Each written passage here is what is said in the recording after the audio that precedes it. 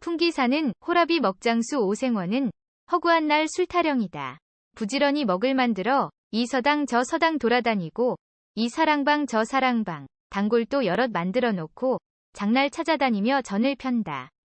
심심찮게 이문을 남기건만 전대가 묵직할 날이 없다.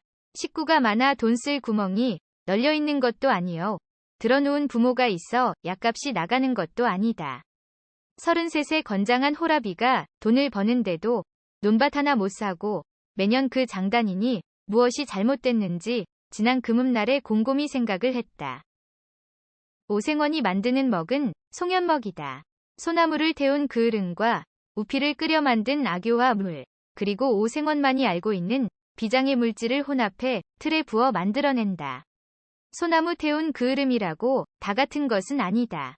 오생원이 고집하는 것은 육송 해송 따위가 아닌 백두대간의 금강송이다. 금강송 그을음은 10년이 넘은 나이 지긋한 그을음이다. 재료뿐만 아니라 배합 비율, 삶는 시간 등 나름의 제조 비법을 고집해 오생원의 송연먹은 확고하게 명성을 이어가고 있다. 그런데도 왜 전대는 항상 가벼운가? 그을음을 너무 비싸게 구입하는 게 첫째 문제였다. 10년 넘은 금강송 그을음을 오생원에게 공급해주는 사람은 박노인이다. 한 근에 10단량, 만만찮은 값이다. 박노인은 그을음을 어떻게 구할까? 박노인의 말인즉슨 산골 노인들이 가끔씩 무릎 관절약을 하려고 광에 매달아 놓은 걸 비싸게 사온다고 둘러댔지만 그게 거짓말이란 걸 오생원은 알아냈다. 박노인은 굴뚝 청소부를 따라다니며 그을음을 공짜로 얻어 오생원에게 바가지를 씌운 것이다. 정월 대보름이 지나자 오생원은 단보찜 하나 달랑 메고 왕대나무를 쪼개서 둘둘 감은 굴뚝 수시개를 어깨에 걸치고 집을 나섰다. 우물창창한 금강송에 파묻혀 있는 봉화 땅 반야골로 들어가 목이 쉬도록 외치고 다녔지만 부르는 집 하나 없더니 오후 늦게 외딴 너앗집 안주인이 굴뚝 청소부를 불렀다. 아지매, 우선 여기부터 채워주시구랴. 백가죽이 등짝에 붙었소. 감자가 박힌 꽁보리밥을 마파람에게 눈 감추듯 먹어치우고 나서 정중하게 밥값이라며 한 양을 개다리소반 위에 올려놓았다. 아주머니가 깜짝 놀라 돈 받으려고 드린 밥이 아닌데. 오생원이 곤방대에 불을 붙이고 마른 솔잎을 아궁이에 넣어 불을 붙이자 굴뚝에서 연기가 나는 둥마는 둥이다. 굴뚝 청소한 지 얼마나 됐소, 아지매? 그이 살았을 적에 했으니 10년도 넘었구먼요. 오생원은 어둠살이 내릴 때까지 아궁이를 쑤시고 굴뚝을 쑤셨다. 아궁이에 불을 지피자 불꽃이 기세 좋게 빨려 들어갔다. 굴뚝 청소값이 2냥이라 했지요. 아주머니가 아까 밥값으로 받은 한 양을 더 보태서 2냥을 들이밀어 오생원은 돈을 받아 넣고 부엌에서 목간을 좀 해야겠소. 그리고 건넌방에 잠 좀 재워주고 내일 아침밥도 좀 부탁합시다. 그러면서 5냥을 아주머니 손에 쥐어줬다. 아주머니가 벌린 입을 다물 줄 몰랐다. 아궁이에 장작불을 피워놓고 오생원은 일부러 부엌 장지문 쪽으로 서서 사타구니를 씻었다.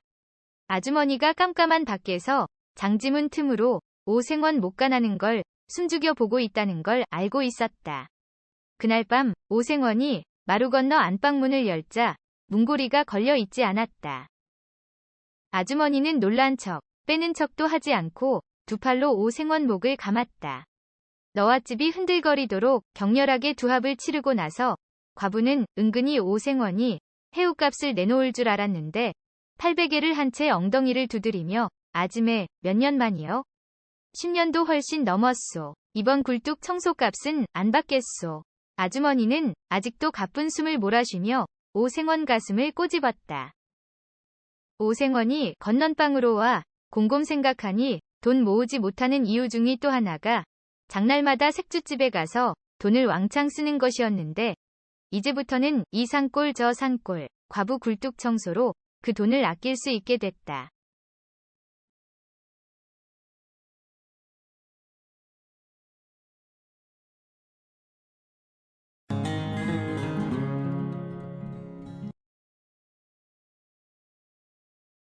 살인미수 사건이 일어났다. 피해자는 법 없이도 살 수 있는 권대인이요. 가해자는 놀랍게도 14살 소년이었다. 권대인은 선대로부터 문전옥답을 물려받은 천석군 갑부였다. 게다가 여기저기 선행을 베풀어 고을 백성으로부터 존경을 한몸에 받았다. 사건이 일어난 밤 권대인은 읽던 책을 덮고 촛불을 끈 뒤 자리에 누워 잠을 청했다. 그때 복면을 쓴 괴한이 사랑방 문을 열고 들어와 시퍼런 단검을 천장까지 축혀 올렸다가 권대인의 가슴팍으로 내리꽂았다. 그러나 권대인이 몸을 돌려 칼끝이 어깨축지에 찔린 탓에 죽음만은 면할 수 있었다. 하인들이 포박한 괴한의 복면을 벗기자 아직 솜털이 가시지 않은 앳된 소년의 얼굴이 나타났다. 모두 놀랐다. 나으리 우선 의원을 부르고 동원에 고발을 해. 집사의 말이 채 끝나기도 전에 권대인은 성안 한쪽 팔을 흔들며 다그쳤다. 의원을 부를 필요 없고 관가에 이 일을 알릴 것도 없다. 대신 하인들 입단속이나 잘 시켜라. 오늘 밤 일을 발설하지 않도록. 안방으로 들어간 권대인은 약숙으로 상처를 덮은 뒤 광목으로 싸맸다. 다행히 자상이 깊지 않았다. 권대인 다시 사랑방으로 돌아가 집사에게 광속에 가둬둔 소년을 데려오라 명했다. 그리고 하인들에게 마당에 횃불을 끄고 모두 제 방으로 들어가 자라고 일렀다. 마침 새벽닭이 울었다. 감나무 가지에는 눈썹 같은 금음달이 걸렸다. 권대인은 소년을 앞세워 사랑방에 들어선 집사에게도 들어가 자라 고 말하고는 손수 소년의 포박을 풀었다. 경칩이 지났지만 아직 밤 공기가 싸늘해 광속에 묶여있던 소년의 몸은 빳빳했다. 권대인과 소년은 한참을 마주보고 있었다. 그때 소년이 방바닥에 머리를 찌으며 대성통곡했다.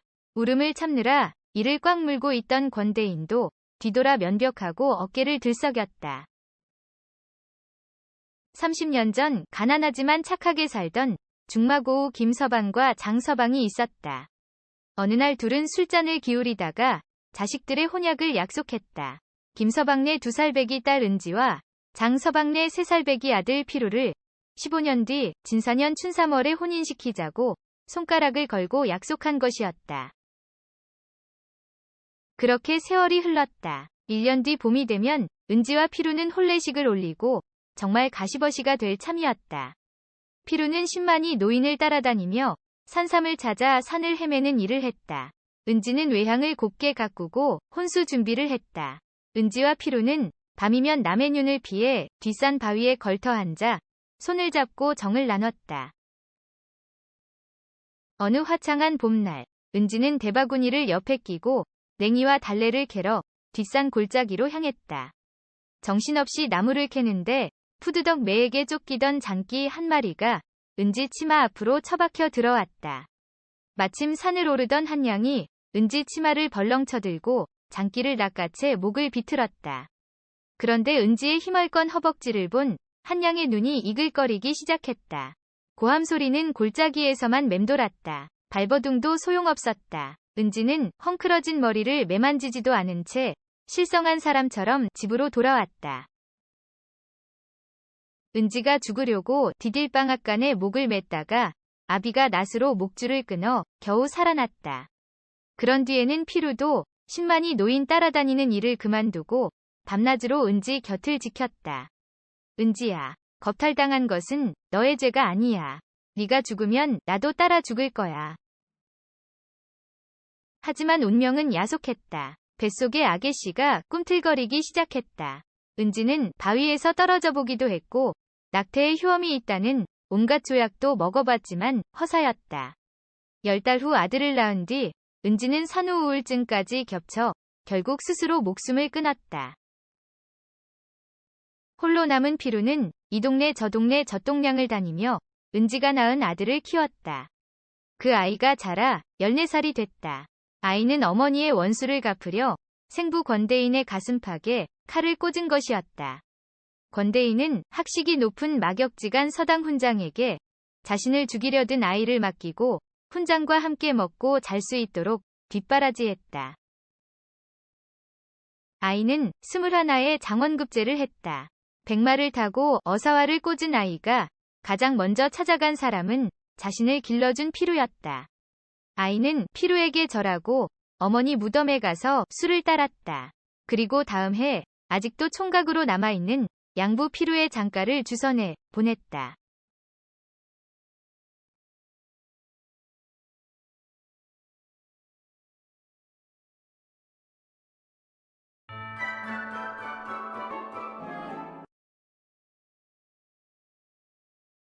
풀벌레 소리만 여기저기서 정막을 깨고 밤은 깊어 삼경일째 일도는 술에 취해 비틀거리며 집에 왔지만 대문 앞에 서자 술이 확 깼다. 엄한 아버지 조 대감이 깰세라 일도는 담을 돌아 늘어진 감나무 가지를 잡고 담을 넘어 뒤뜰로 갔다. 부엌에 딸린 방엔 아직도 불이 켜져 있었다. 살금살금 걸어가 문틈으로 봤더니 하녀 사머리가 바느질하고 있었다. 10월 상달에 혼인 날짜를 받아놓은 사머리가 재혼수를 장만하고 있었던 것이다. 조 대감의 외동아들 16살 일도가 사머리 방문을 열고 들어가 술냄새를 쏟으며 사머리를 덮쳤다. 늙은 행랑아범이 뛰어와 뜯어말리자 미수에 그친 일도는 낯을 들어 행랑아범에게 휘둘렀다. 이튿날 아침 광목으로 팔을 감싼 채 마당을 쓰는 행랑아범을 보고 조 대감이 연유를 물었다. 행랑아범은 담을 고치다가 팔을 조금 다쳤다고 얼버무렸다. 너그럽고 후덕한 조 대감에게서 어떻게 저런 씨가 나왔는지 일도는 개차반이다. 그에게는 아버지 조 대감을 빼놓고는 세상 무서운 게 없다. 치마만 둘렀다 하면 40이 넘은 과부 참모도 겁탈하고 늙은 하인들 뺨을 후려치는 건 예사. 젊은 하인들은 곤장을 맞기 일쑤였다. 가을비가 추적추적 내리던 어느 날 술에 취한 일도가 곤히 잠에 빠진 새벽녘. 쾅쾅 별채 문을 두드리는 소리에 일도가 신경질을 내며 누구냐고 소리쳤다. 쿠다당 밖에서 발로 차서 넘어진 문짝이 일도를 덮쳤다. 횃불에 장검날이 번쩍이고 컹컹 지저대던 누렁이는 장검 일압에 목이 달아나버렸다. 이게 꿈인가 생신가. 야, 이놈들. 우리 아버지가 누군 줄 아느냐. 와들와들 떨던 일도가 고함치자 무례한의 두목인 듯한 자가 방바닥에 장도를 꽂고 헐헐 웃고 나서 말했다. 우리는 위금부에서 나왔다. 천하역적 조대감은 벌써 귀향길에 올랐다. 잔말 말고 오랏줄이나 받으렸다. 사지가 묶인 일도는 자루 속에 구겨 넣어진 채 말등에 걸쳐졌다. 한나절도 넘게 달리던 말이 멈춰 섰고 말등에서 자루가 땅바닥으로 떨어졌다. 자루를 풀자 일도가 나왔다. 어느 큰 기와집 앞마당에서 정자관을 쓴 대주가 너부러진 일도를 발로 툭툭 차며 말했다. 이놈이 역적 조 대감의 아들이냐.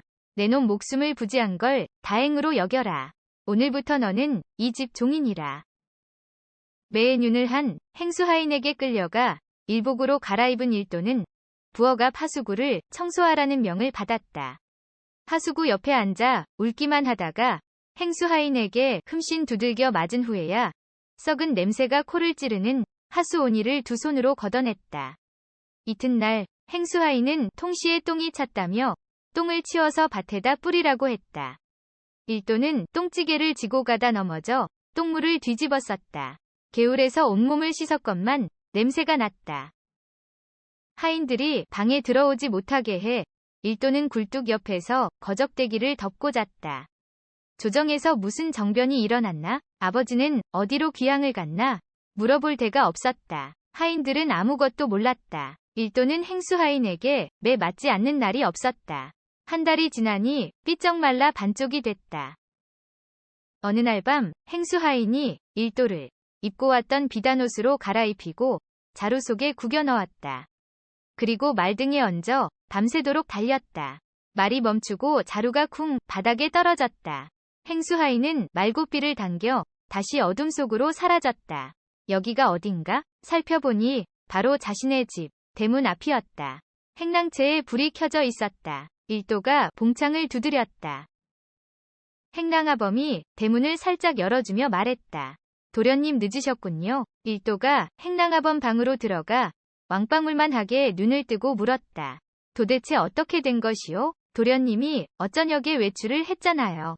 아버님은 주무십니다. 일도는 자기 볼을 꼬집었다. 이게 꿈인가 생시인가. 한 달여 전에 정변이 일어나지 않았소? 정변이라니요? 이튿날 새까맣게 얼굴이 탄 데다 피골이 상접한 일도를 보고도 온 집안 식구들은 태연했다. 일도는 사람이 달라졌다. 술도 끊고 하인과 하녀에게도 착한 도련님 소리를 들었다. 책을 가까이 하기 시작했다. 어렴풋이 아버지 조대감이 이를 꾸몄다는 걸 짐작한 건 3년 후 초시에 합격하고서다.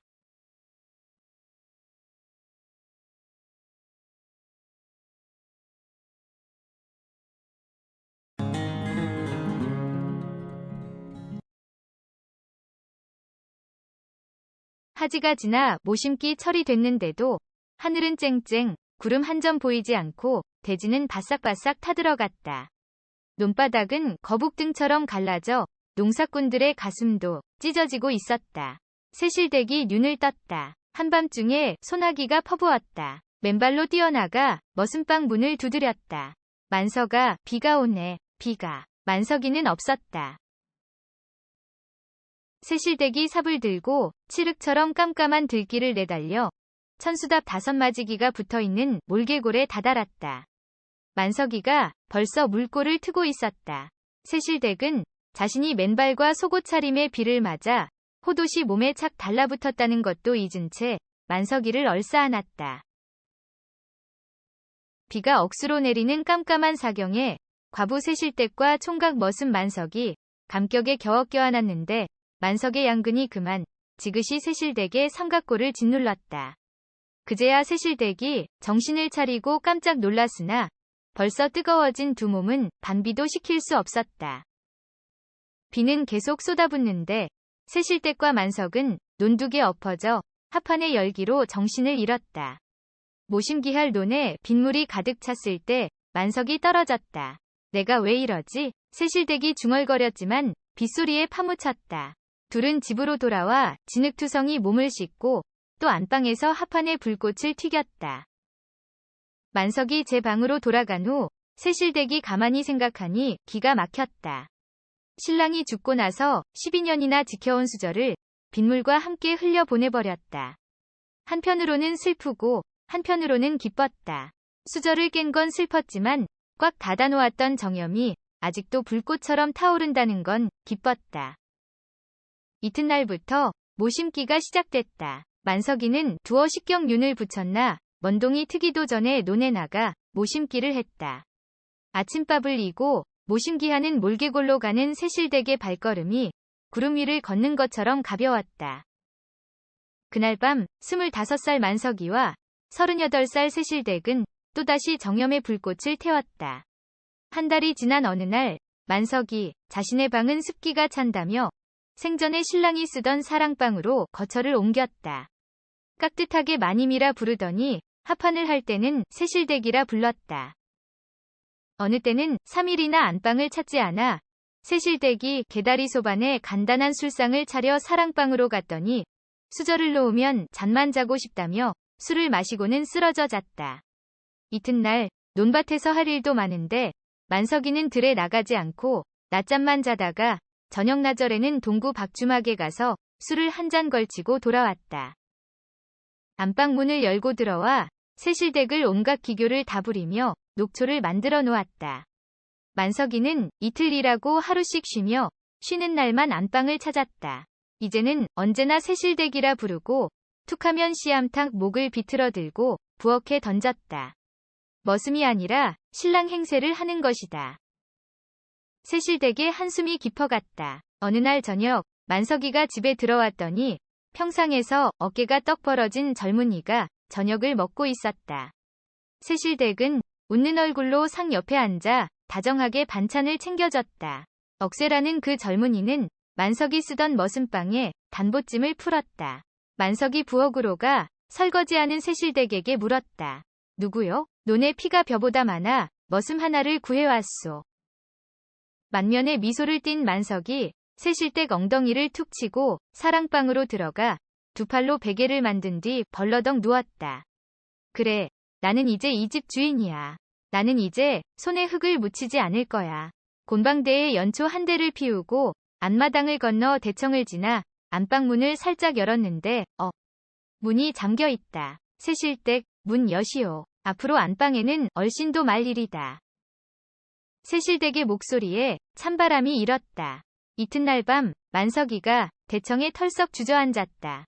안방에서 흐르는 새실댁의 자지러지는 소리가 문풍지를 찢고 황소가 진흙밭을 걸어가는 소리가 났다. 다음 날 만석이와 억새의 주먹 다짐으로 앞마당이 핏자국으로 얼룩졌다. 몇 합 치르지 않아 뻗은 건 만석이었다.